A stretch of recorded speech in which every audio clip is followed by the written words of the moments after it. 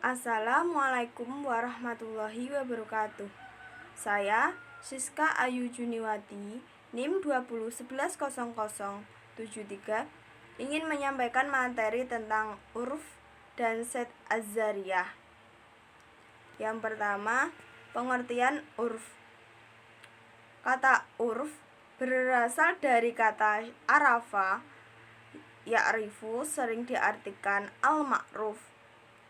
Artinya apa yang dikenal oleh manusia dan menjadi tradisinya, baik ucapan, perbuatan, atau pantangan-pantangan. Menurut ahli syara, tidak ada perbedaan antara al-uruf dan adat karena keduanya itu memiliki makna yang sama. Kemudian menurut terminologi, istilah uruf berarti sesuatu yang tidak asing bagi suatu masyarakat karena telah menjadi kebiasaan menyatu dengan kehidupan mereka, baik berupa perbuatan maupun perkataan. Landasan al-uruf adalah surat Al-A'raf ayat 199 yang artinya, jadilah engkau pemaaf dan suruhlah orang mengerjakan yang ma'ruf, serta berpalinglah dari orang yang bodoh. Kemudian ada macam-macam al-uruf. Berdasarkan keabsahan al-uruf ada dua macam, yaitu uruf yang sahih, yaitu uruf yang sesuatu saling dikenal atau tradisi dari masyarakat yang tidak bertentangan dengan dalil syara. Kemudian yang kedua, uruf yang fasid. Uruf yang fasid adalah sesuatu yang sudah menjadi tradisi masyarakat, akan tetapi tradisi itu bertentangan dengan syara. Kemudian yang kedua, ada perbedaan uruf yang sahih dan uruf yang fasid. Uruf yang sahih adalah tidak menghalalkan sesuatu yang diharamkan dan tidak membatalkan sesuatu yang diwajibkan. Sedangkan uruf yang fasid yaitu uruf yang menghalalkan yang diharamkan dan sebaliknya membatalkan yang diwajibkan. Perbedaan pendapat menurut ulama. Para ulama usul fiqh membagi uruf menjadi tiga macam. Dari segi objeknya terbagi menjadi dua. Yang pertama, al-uruf al-lafzi adalah kebiasaan masyarakat dalam mengungkapkan lafal dalam menggunakan sesuatu, sehingga makna ungkapan itulah yang dipahami dan terlintas dalam pikiran masyarakat.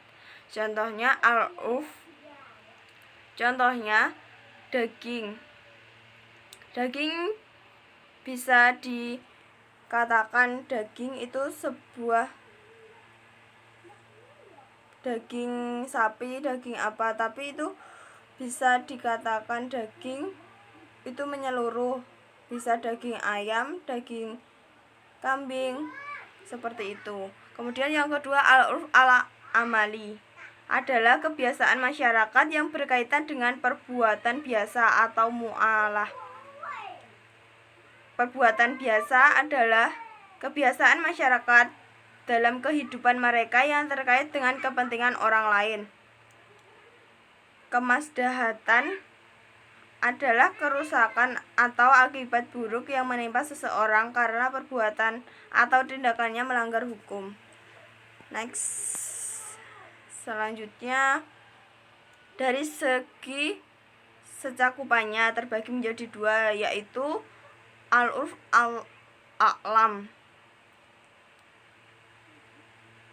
yaitu kebiasaan yang bersifat umum, adalah kebiasaan tertentu berlaku secara luas di seluruh masyarakat dan di seluruh daerah, bukan hanya di bagian tertentu saja. Kemudian yang kedua ini di daerah tertentu, al-urf al-khas, yaitu kebiasaan yang bersifat khusus, adalah kebiasaan yang berlaku di daerah dan masyarakat tertentu.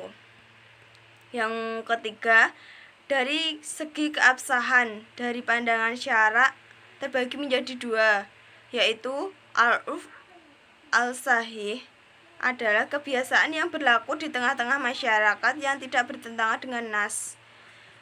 Kemudian yang kedua, al-urf al-fasid, yaitu sesuatu yang sudah menjadi tradisi yang masyarakatnya, akan tetapi tradisi itu bertentangan dengan syarat-syarat al-urf. Yang pertama, tidak ada dalil yang khusus untuk kasus tersebut baik dalam Al-Quran maupun sunnah. Yang kedua, pemakaian tidak mengakibatkan dikesampingkan nas syariah, termasuk juga tidak mengakibatkan kemaslahatan, kesempitan, dan kesulitan. Yang ketiga, telah berlaku secara umum dan artinya bukan hanya yang biasa dilakukan. Contoh al-urf, menyambut tamu dengan baik, bertegur sapa saat bertemu orang lain, dan yang terakhir, gotong royong. Kemudian set az-zariyah. Pengertian set az-zariyah. Set artinya menutupi, menghalangi, zariyah artinya berbahaya. Kalau secara etimologi, kata asad merupakan benda abstrak, berarti menutupi sesuatu yang cacat atau rusak. Bisa dimaksudkan asad az-zariyah dalam usul fiqh adalah satu masalah yang tampaknya mubah, tetapi kemungkinan bisa menyampaikan kepada yang terlarang atau haram. Karya Al-Muwafat As-Satibi menyatakan bahwa set az-zariyah adalah menolak sesuatu yang boleh agar tidak mengantarkan kepada sesuatu yang dilarang. Sedangkan menurut Mukhtar Yahya dan Fahtur Rahman adalah meniadakan atau menutup jalan yang menuju kepada perbuatan terlarang.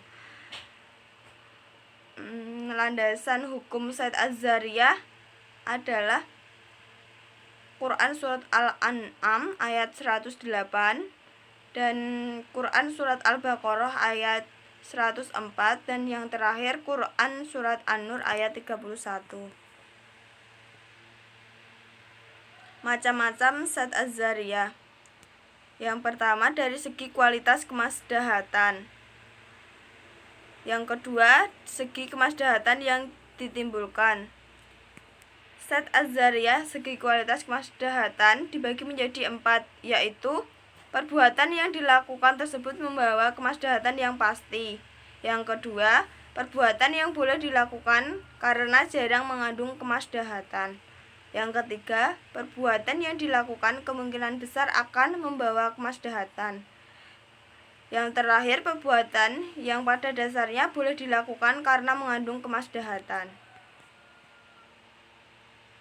Yang kedua, set az-zariyah dari segi kemaslahatan yang ditimbulkan terbagi menjadi 2, yaitu perbuatan yang membawa kepada suatu kemaslahatan. Yang kedua, suatu perbuatan yang pada dasarnya dibolehkan atau dianjurkan tetapi dijadikan sebagai jalan untuk melakukan suatu perbuatan yang haram, baik sengaja maupun tidak. Syarat-syarat yang harus dipenuhi adalah 1. Perbuatan yang boleh dilakukan itu membawa kemaslahatan.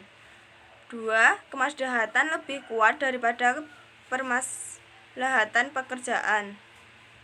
Yang ketiga, dalam melakukan perbuatan yang dibolehkan, unsur kemaslahatan lebih banyak.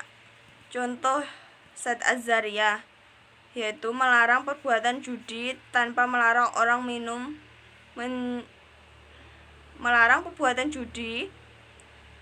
melarang orang minum seteguk minuman air keras, padahal seteguk itu bukan memabukkan. Melihat aurat perempuan itu dilarang untuk menyumbat perzinaan.